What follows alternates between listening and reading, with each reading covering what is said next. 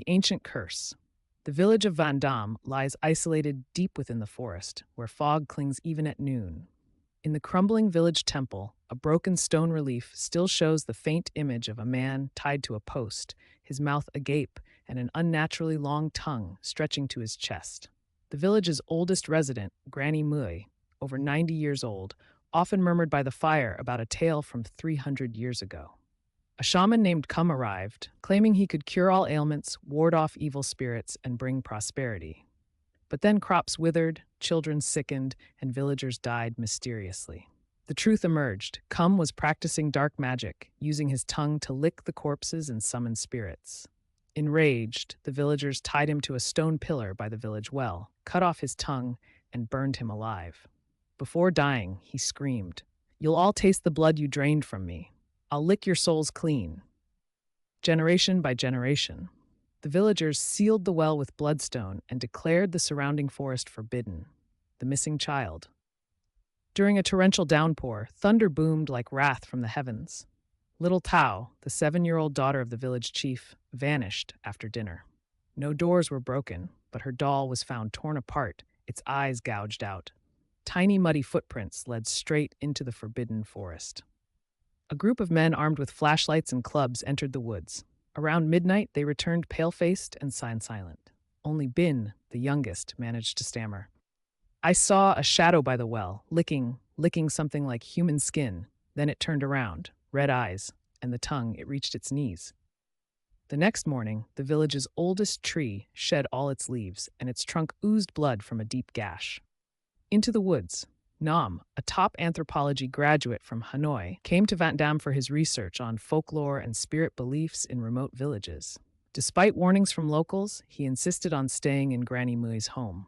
One moonless night, he snuck into the forbidden forest with a night vision camera.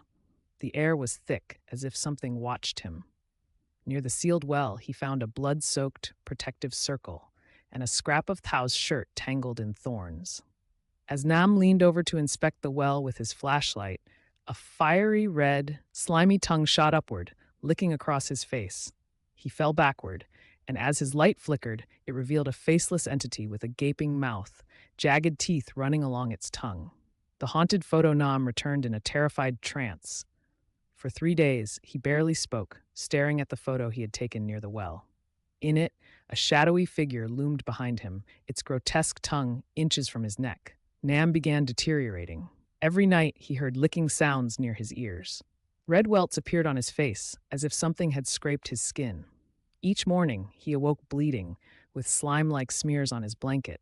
He cried out in the night, "It won't leave me. I'm rotting from the inside out." The demon returns. People began to die. First, Granny 2 was found in the pig pen, her tongue stretched over a meter long and hanging from a pole. Then Kung, a young man, was found with the skin of his face peeled off and pinned to his door.